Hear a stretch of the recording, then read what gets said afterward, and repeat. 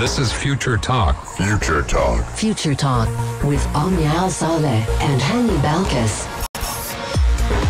Welcome back to Future Talk right here on Pulse 95. It is me, Hani Balkis, with Omnia Al-Saleh, bringing you everything you need to know about what's happening in the tech world and around the UAE. Ladies and gentlemen, we got very, very big news that can be one of maybe the first times this ever happened.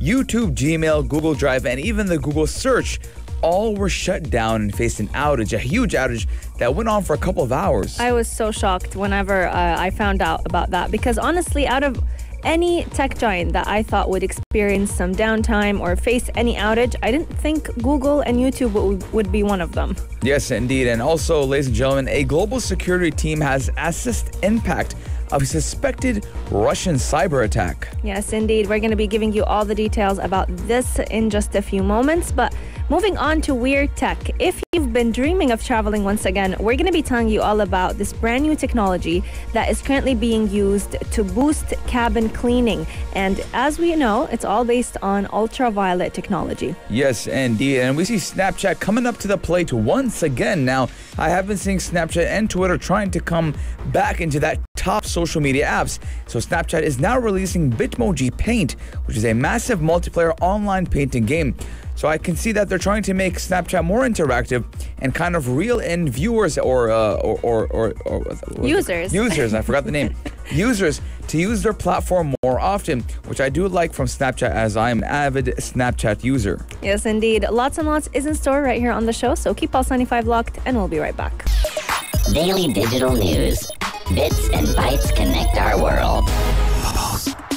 Your quick roundup of everything that is happening in the tech world in the UAE and around the world. I'm sure a lot of people are waiting for us to discuss this story, because if you've been on the World Wide Web yesterday, you must have come across either YouTube, Google, or Gmail basically facing an outage. And every single time someone tried to access them, they got that monkey, that notorious monkey, with a statement right above him saying something went wrong, or there is an error, please try again later, and that's all we know. Yes, indeed. Google users in the US, Europe, India, and other parts of the world, and I personally did not experience that outage right here in the UAE, were briefly unable to access their Gmail accounts, watch YouTube videos, or even get to their online documents during an outage. Tens of thousands of complaints popped up around 7 a.m. Eastern along the east coast of the U.S. The vast majority of those people, about 90%, could not log in. And a lot of people were complaining. A lot of people were happy about it, because some people had meetings that they didn't want to go to. And because of that outage, I believe they were using, Google Hangouts to go to a meeting, and they could not access those meetings. But the inability to sign in prevented users accessing those platforms and even mobile video games. So basically anything that was related to Google and Google servers was out of the question. You could not access them. Now, I'm sure a lot of people have seen social media posts about this outage. Many people were complaining that they never expected YouTube or even Google to face an outage at some point in time. But outages are not uncommon for any website or provider. A lot of companies, including Google, Apple, Amazon, Microsoft, they all routinely experience them due to a temporary server error, and that is usually caused by human errors. However, this outage is basically very notable for its pervasiveness across the Alphabet portfolio. For those of you who don't know, YouTube and Google are both owned by the company called Alphabet, and the company's search product was functioning correctly. However, the third-party ads, Google's main revenue driver, they remain visible in the results, suggesting the advertising was unaffected. So Google was still making money, but the actual function of Google that would allow you to search was not functioning correctly. A spokesperson for Google did not immediately respond whenever he was asked to comment, but we do know that the websites are back up and running. Yes, indeed. The problem did appear to clear up just before 8 a.m., so around 52 minutes in the around the east coast of the U.S., and I do believe some people complained about it in India for about 2 hours, 3 hours. But ladies and gentlemen, it's so important to see how important Google is, and it has disrupted a lot of people's work. A lot of people were complaining because you have YouTube. Now, YouTube, the traffic YouTube gets is unreal. So to have that kind of shut down, you cannot have access to it, put a lot of people in discomfort. But let's talk about global security teams and how they've assessed an impact of suspected Russian cyber attacks. Now, U.S. warnings did come after Reuters did report that suspected Russian hackers had used hijacked software updates to break into multiple American government agencies. Now, this is a big problem we see with the U.S. and Russia. A lot of them, they have cyber attacks between each other. The U.S. would have a cyber attack on Russia and vice versa. But now the papers are kind of saying, they're being shown, the cards are being shown and being played that, listen, now we see and we know that Russia is having cyber attacks on the United States government agencies. Yes, indeed. And the U.S. Department of Homeland Security issued an emergency warning ordering a lot of users to go ahead and disable the SolarWinds software, which actually is the software that had been compromised by all those malicious actors. Global security teams, they were all moving to contain the fallout of the widespread cyber attack that was, as you've mentioned, Hani, suspected or caused by suspected Russian hackers who have been able to spy on the customers of the U.S. information technology company SolarWinds, and it actually went unnoticed for more than 8 months. Not even 8 hours, not 8 days. We're talking 8 months. But of course, Russia did deny having any connection to the attacks. Now, it wouldn't maybe, I'm not going to point fingers, but it might not be a government agency or the Russian government, but people who live in Russia who have connected ties to the underground world of the cyber cities. So investigators at Microsoft did say in a blog post they had first seen malicious copies of the SolarWinds software developed by hackers last March. So we're talking about even up to last March. So that is a big time, just like Omnia said, around 8 months. And these attacks have been going on.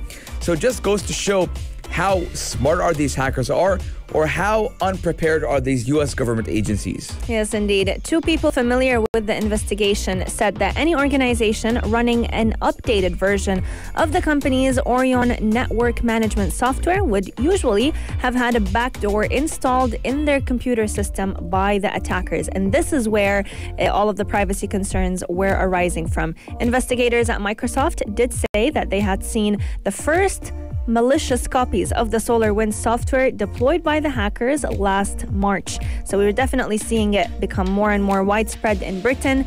Publicly available SolarWinds sales documents actually show that multiple government departments actually use the computers and the company's software. And that also brings a lot of concerns about Britain. Is it going to be impacted by this attack as well? If there have been attacks for many months and the Americans could not do anything about it, then it's probably not worth immediately groundlessly blaming the Russians. And that's a statement by Kremlin spokesman Dmitry Peskov about all the allegations that were reported by the media outlets. Now we might see a surge in cyber attacks in the UK as London is going to tier 3 of lockdown. So we do know the more people who are at home and during lockdown, the more they will use the internet, which just might show a surge in cyber attacks. Let us know your guys' thoughts. 4215 dual slot or on our Instagram at Pulse95 Radio. We're going to be taking a short break, ladies and gentlemen. But when we're coming back, we're going to be talking about Dinata and how they're going to boost cabin cleaning services with cutting-edge UV technology. Check this out. Check this out. Pulse 95. Dinata is going to boost cabin cleaning services with cutting-edge UV technology. Ladies and gentlemen, we're talking about aerospace, talking about airlines, and we're talking about how airlines are using UV technology to sanitize their cabins because, ladies and gentlemen, let's be honest, everyone wants life to go back to normal, everyone wants to travel, but unfortunately, COVID-19 is messing everything up and making everything harder. Yes, indeed. But one of the world's largest air service providers is trying to adopt some of the latest technologies to be able to deliver the dream of many on a plate of gold. And they're doing that with the highest level of safety for all airline customers and to make sure that travelers do feel safe as they ride in the airplane. Now, we all know the key factor when it comes to sanitizing airplanes is speed and efficiency. You need to make sure that the sanitization process does not take hours on end, but at the same time, it is just as efficient as the deep cleaning process. And this is exactly why Dinata actually partnered with a Switzerland-based technology company called Uvia. And just by the name, and just like the name suggests, This technology is based on ultraviolet light. So it basically uses ultraviolet light to sanitize the cabin, and this will definitely help aircraft cleaning become a much easier process. Yes, indeed. And they did trial this type of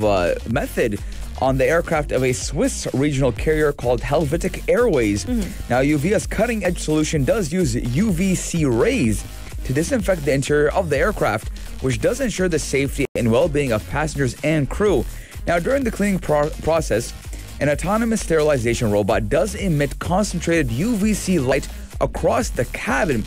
Now, this device can effectively kill over 99% of bacteria and pathogens, just like the coronavirus. It can be used in the air and on all surfaces in just a few minutes without the use of any chemicals. Now, a lot of people do have this worry when sterilization process does come into hand. Okay, we are kind of removing or disinfecting against COVID-19, but what if these chemicals mess up my lungs, mess up my skin, mess up my eyes? A lot of people are scared of the chemicals that are being used to sterilize, let's say, tables, countertops, cars. A lot of valet services use chemicals of their own to sterilize vehicles. And the question comes to mind is whether or not I'm being exposed to harmful chemicals. And this is where the UVS cutting-edge solution does come into play, saying, hey, listen, we're not using any chemicals. We're using UVC light, which is ultraviolet lights, without any chemicals, and making it a little bit more natural.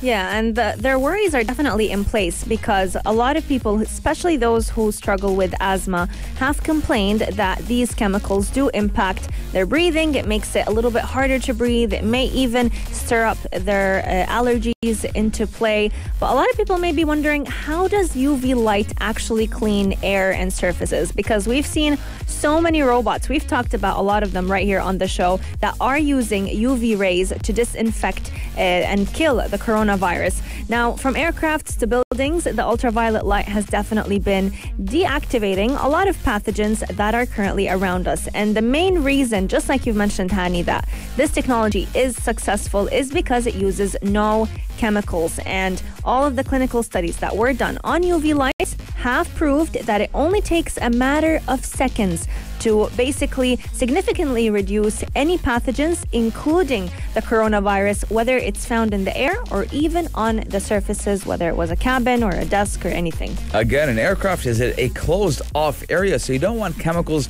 going around these cabins, kind of making it harder for people to breathe.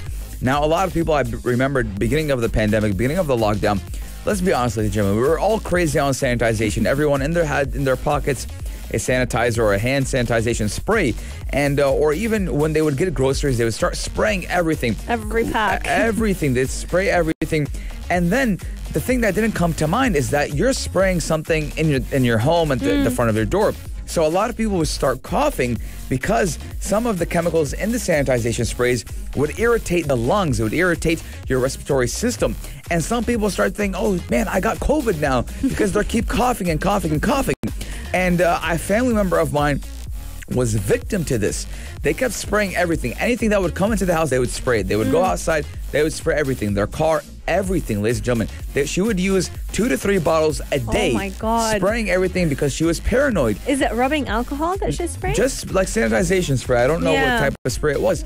And in retro, and what happened was, is that she started coughing a lot. And she kept coughing and coughing and coughing. And she thought it was COVID. And she thought it was COVID because of how much she sprays.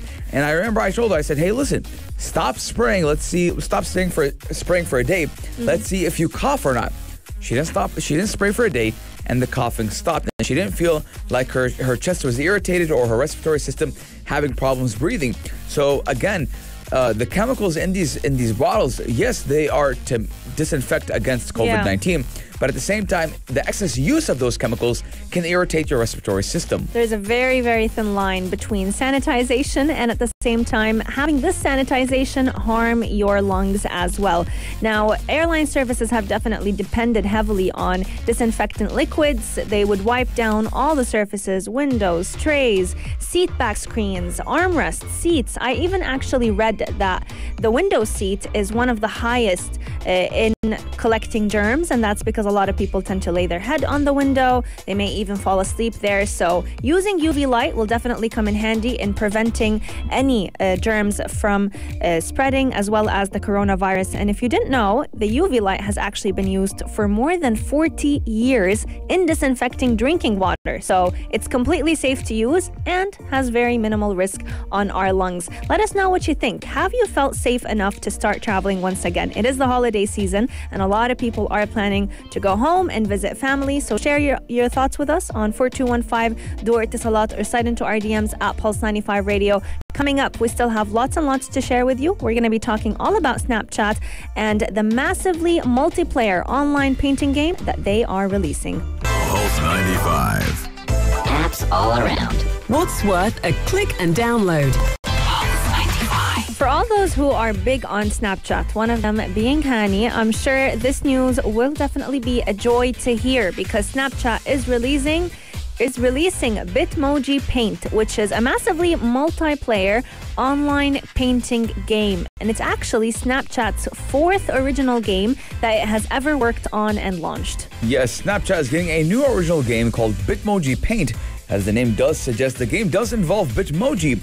Now, ladies and gentlemen, for those who don't know what Bitmoji is, it's a little character you have that you customize that does resemble you. It's only on Apple, isn't it?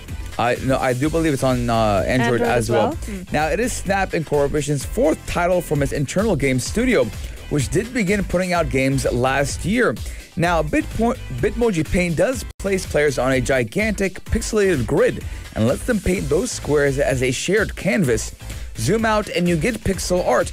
Now, Snapchat, ladies and gentlemen, was one of the biggest, if not the biggest, back in 2013, 2014, as a platform to share pictures and to just to have fun and do a lot of things. But ever since Instagram jumped on that stories train, Snapchat never really had much taking off after that. And we've seen that Snapchat has done a lot to try and regain their audience. Now, with that being their games, they have introduced games which I have not played. I have not played any of those games. They're a little bit too glitchy for me. Okay. There's a little bit of bugs in it. It's not as smooth as you would expect a game to be. Granted, it is on Snapchat, which Snapchat is a little bit buggy itself. Yeah. But, ladies and gentlemen, I like the approach that Snapchat is taking. Snapchat is trying to regain the audience, and now it is targeting the younger generation. Because, let's be honest, no 30-year-old will play a painting game. But a younger generation, 17, 18, will play this game, and that is Snapchat's biggest audience. You don't see a lot of people on Instagram under the age of 21 be active on Instagram, but active on Snapchat because it does cater to the younger audience, and I see where Snapchat is going with this. I agree with you on some points, but at the same time, I feel like whenever we're comparing gaming when it comes to social media platforms, even though I know Aisha Al-Mazni will pop in and say Snapchat is not a social media platform anymore. When it comes to Instagram, a lot of people have actually been enjoying the games that they've done, especially those that are question-based. So whether it was incoherent or even questions about how well you know your best friend, your significant other, a lot of people have been playing them and sharing them as a part of their Insta stories. But using Bitmojis in a game, that's going to be a big move for Snapchat because we all know that Bitmojis are basically aiming to become the world's avatar online. So it gives people a digital version of themselves that they can go ahead, be creative with, but at the same time, try to make it more or less as a copy of who they are in real life. So including it in a game, this is going to be allowing people to play together in a very fun and exciting way. Now, there are 3 modes for this game if you go ahead and download it. The name is Bitmoji Paint, but the 3 moves include moving, painting, and mapping. So as a user, you can go ahead and interact with other players from any part around the world using stock emotes. So you can also have the voice chat function in Snapchat's game menu, so you can go ahead and talk to your friends while you are scribbling. A lot of creativity can be embedded within this game, so you can go ahead and try and make it fit the way you want. You can basically do any form of scribble on the game and enjoy it with your loved ones. Now Snapchat in general, it's been going a lot with its filters. Yeah. Now, when we're talking about filters, Snapchat's filters are super unique. I prefer them over any Instagram filter, and that is what their selling point was in the beginning. Snapchat had a lot of filters that I think it was the only platform to introduce these type of filters. And then again, Instagram did copy it. But let's go back and talk about gaming when it does come to social media platforms. No one has done it better than Facebook. Let's talk about Farmville. If anyone remembers Farmville, remember those games on Facebook that you would spend hours and hours playing? Facebook. Candy Crush. First originated on Facebook. So those games were out of the park. I don't think any social media platform could ever copy it again.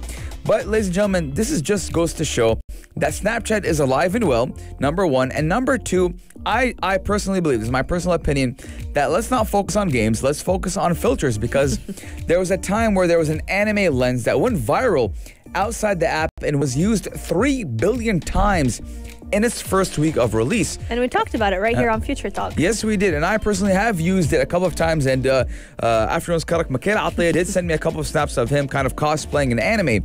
So I'm just saying that I think Snapchat should keep doing what they do best and snapping with filters and kind of keeping that area, because I just for me, I don't like when social media apps go out of their own reach and try different and new things, because in my opinion, what's not broken, don't fix it. I do understand that Snapchat's stock in the business sector is kind of going down, and Snapchat isn't getting that much traffic as it used to, and they need something to kind of reel back in the audience, but I just don't think this is where it's at. They are gaining a lot of users though. So about 100 million Snapchatters are actually playing their games, and an average of 20 minutes are played by every single player every single day. So Bitmoji Party does sound like it has some large shoes to fill, but we will definitely keep you updated on how popular it becomes. Let us know. Do you enjoy Snapchat games, or would you rather just use their filters? And do you feel like games should be left for the rest of the gaming apps on the App Store? Our text lines are open 4215 Duer Tisalat, or sign into our DMs at Pulse 95 Radio. We're going to be taking a short break, but once we come back, we're talking all about autonomous cars, but this time, this car that we're going to be discussing has no steering wheels. Keep Pulse 95 locked. We'll be right back. Check this out. Check this out. Pulse 95. Autonomous vehicles have been making headlines ever since Tesla kind of started to make it easier to own a Tesla. And we're seeing a lot of people and a lot of companies rely on autonomous vehicles more often. But now, ladies and gentlemen, we're talking about autonomous ride sharing, and it is a boxcar with no steering wheel. Now, long before Amazon acquired the self-driving startup Zoox in June, the Bay Area-based company was prototyping its own custom design and built self-driving taxi from the ground up. Yes, indeed. But this week is a special one because it finally publicly showed off the brand new car. Now, this is not like any other autonomous vehicle because there is no steering wheel in this car. There is no set date for when it's going to be hitting the roads, but let us walk you through how this car looks like. So while many self-driving car companies are trying to modify the existing vehicles, the typical car with the steering wheel, the driver's seat, this one is trying to create a completely new idea of what an autonomous vehicle should look like. So what it did is basically create more or less like a box of a car. So you have the typical car setup. However, instead of having a driver's seat, you have bi-directional two benches that are facing one another. This car, or may we say shuttle, can carry up to 4 passengers who can interact with one another within the robo vehicle through a touchscreen and the Zoox smartphone app, which people can use to go ahead and order the vehicle itself. There are touch controls for the music and the climate of your seat, so every single passenger can have their very own experience within the car itself. The ride may be a trip with a group of people, or you could be mixed in with strangers. Again, this idea is supposed to take off once the pandemic is over and not in the age of coronavirus. Yes, indeed. The cars will be serviced at hubs where the dual battery vehicles will also be wireless charged. Now, Zoox does say, which is the company that creates these shuttles, that the charge will last for 16 hours of driving, so that is a long time. Now, the concept is similar to Cruise Origin, which was unveiled at the beginning of this year as a driverless steering wheel-less box for ride-sharing in San Francisco. Now, with these so populated in dense cities, just like San Francisco, New York, a lot of people do use ride-sharing apps, whether it was Uber or I do believe the other one. I think they have Kareem in the States. I think so, if I'm not mistaken. If it was Uber, it's something else. Uber and Lyft. Uber and Lyft in the United States, they do use ride-sharing apps as it is much cheaper. But now they're looking at ride-sharing apps without a driver. That's number one. Number two, without a steering wheel. And number three, autonomous. And I do believe these are electric as well. Yes. So you're getting the best of everything jam-packed into these little shuttles that you'll see roaming on the streets of San Francisco, Las Vegas, and maybe in the Bay Area as well. So I like the concept of this because a lot of people, number one, when they go to these populatedly and dense countries or dense cities, they're tourists most of the time. Now, tourists, they can't get their hands all the time on a car to drive by themselves, and some of them don't like getting into taxis, or they do have a fear of going into taxis. You also have the communication difference. What if they don't speak the language of the country that they're going to? Exactly. So with this, all you need to do is have an app, set your destination, and jump in with that group or with a stranger, whatever you like. And there you have it. You're good and ready to go, all within an app. And this just goes to show, again, by a topic I always talk about, that phones nowadays are not a luxury, but a necessity. Absolutely. And this is exactly what we're seeing with this brand new autonomous shuttle. They're basically reinventing personal transportation. But right here in the UAE and actually in the heart of Sharjah, we've been seeing a very similar concept that is being implemented in the university city of Sharjah. Ion vehicles are completely autonomous, and they are electric vehicles that have been roaming around the university city. And the main aim behind them is to hopefully one day, once students are back in universities after COVID-19 is over, it would be able to pick them up and drop them off without having a driver within the car itself. Now, we're not going to be expecting those Zoox taxis to be on the road anytime soon in the US because the company is still testing the autonomous technology on modified Toyota vehicles on public roads in Las Vegas, San Francisco, and the Bay Area. However, we do have some expectations that it will be coming to the roads sometime soon. Yes, indeed. And I do believe, ladies and gentlemen, autonomous vehicles are the future. That's number one. And number two, just again, talking about Tesla one more time, Tesla is becoming cheaper and cheaper to own. They do have their own type of financing with Tesla itself.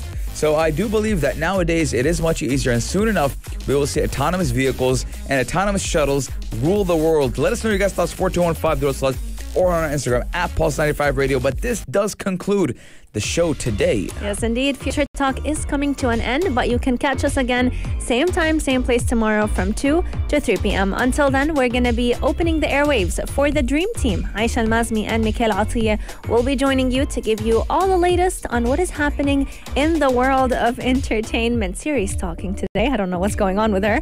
But we're going to be opening the airwaves for them, so make sure you tune in to their show. Afternoon Karak will be kicking off at 4 p.m. We'll see you next time. Stay blessed, stay safe, and have a great day. If you liked this episode of Future Talk, drop a like and subscribe. Pulse 95. Be sure to follow us on Instagram for all our daily updates and top stories.